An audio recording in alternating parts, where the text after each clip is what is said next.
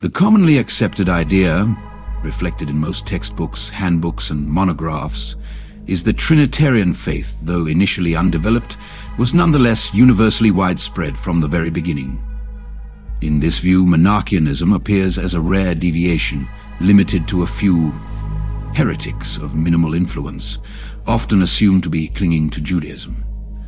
However, this conventional understanding is not supported by the evidence, and I argue that it must be reconsidered.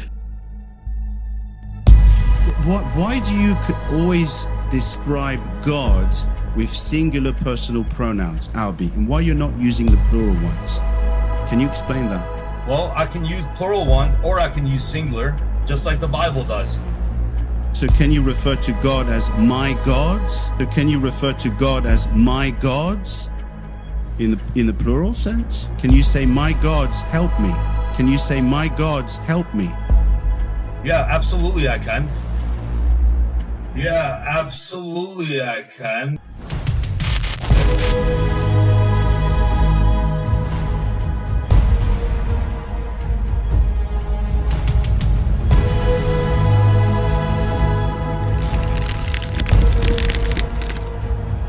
Can you say my gods help me? Yeah, absolutely I can. Yeah, absolutely I can. You will end unworshipped, unloved.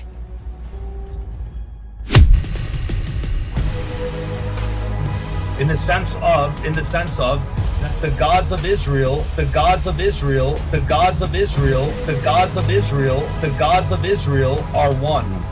The gods of Israel, gods of Israel are one. So it's many gods. However, Scripture is very clear. God is one in one way, more than one another way. So Scripture can easily say, right?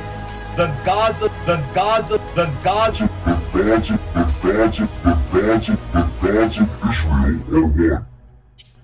one. Albee, don't you see what you're saying sounds absolutely pagan? Don't you realize that? No, I just realized that I'm reading Scripture. Okay, so you don't realize the pagan you don't realize the pagan vibes that people are getting in the chat right now when you say my gods help me. You're perfectly comfortable with that. Yeah, well, I don't speak that way. I don't say that way. But you said, is it acceptable to say that? Well, if you're gonna actually have an understanding of Scripture, then there would be no problem in reading it in that way.